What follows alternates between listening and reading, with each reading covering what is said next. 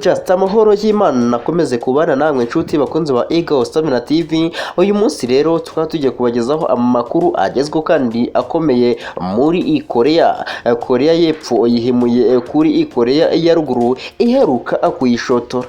Yego koko birashoboka ko ari ubwa mbere ubonye video zacu, byabyiza ukanze subscribe akamaro kagaduka kanda no kunzogera kugira ngo utazigera ucikwa n'amakuru tuba twaguteguriye umunsi ku wundi.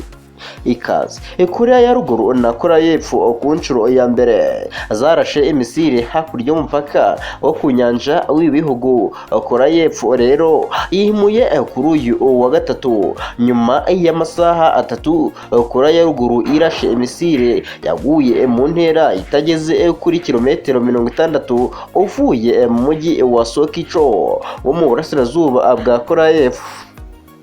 Iyo misire yatumye ku kirwa cya Yurengido cyo muri Korea y'Epfo hatangwa impuruza yo kuburira abahatuye ku byago byo mu kirere, basabwa kujya mu bwihisho bwo munsi y'ubutaka. Nyuma yaho Korea y'Epfo yarashe imisire eshatu mu gusubiza Korea ya Ruguru. Perezida wa Korea y'Epfo Yoon Suk Yeol yari yavuze ko iryo raswa rya misire ya Korea ya Ruguru ari igitero ku butaka bw'igihugu. Igisirikare cya Korea y'Epfo cyavuze ko mu gitondo cyo kuri uyu wa gatatu Korea ya Ruguru yarashe misire zitari munsi y'10 mu burasirazuba no mu burengerazuba. Nyuma yaho kuri uyu wa gatatu igisirikare cya Korea y'Epfo cyavuze ko cyarashe misire eshatu zirasirwa mu kirere zerekezwa ku butaka, zerekejwe mu majyaruguru y'umupaka wayo wo ku nyanja mu gusubiza kuraswa rya misire Korea ya Ruguru. Mbere yaho Korea y'Epfo yari yavuze ko igisirikare cyayo kidashobora kwihanganira ubwoko bw'igikorwa cy'ubushotoranyi cya Korea ya Ruguru, kandi igisirikare kizasubiza bikomeye bijyanye n'ubufatanye bwa hafi bwa Korea y'Epfo na Amerika, nk'uko abayobozi bakuru b'ingabo babivuze mu tangazo. Bongeyeho kandi ko perezida wa Korea y'Epfo Yoon Suk Yeol yari yategetse igisubizo cyihuse kuri ubwo bushotoranyi bushya.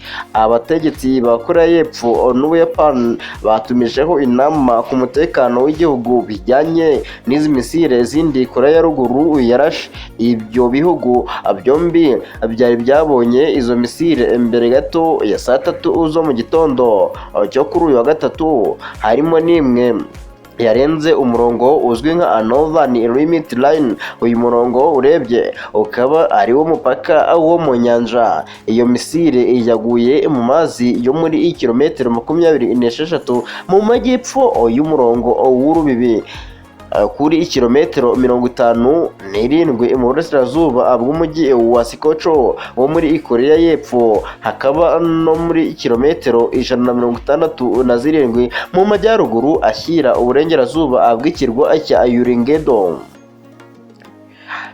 Kang Shin-shu ukuriye ibikorwa mu buyobozi bukuru bw'ingabo yavuze ko ibi ari ibintu bidasanzwe na gato kandi bitakwihanganirwa, kuko iyo misire yaguye hafi y'amazi yo ku butaka yo mu majyepfo y'umurongo w'umupaka ku nshuro ya mbere kuva uyu mwigimbakirwa wacikamo kabiri. Korea ya Ruguru irashe izi misire nyuma y'umunsi iburiye Amerika na Korea y'Epfo ngo bireke imyitozo ya gisirikare birimo gukorana muri iki cyumweru mu nkengero z'uyu mwigimbakirwa. Ku wa kabiri Korea ya Ruguru yakangishije ko niba ibyo bihugu bibiri by'inshuti bidahagaritse iyo myitozo yabyo izafata ingamba zikomeye kandi zikarishye.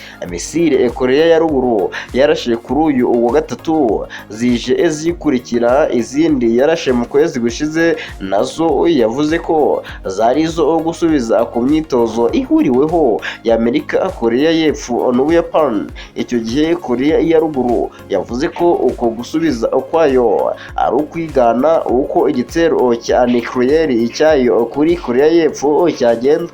Hasta la vista, Eagle Stamina TV.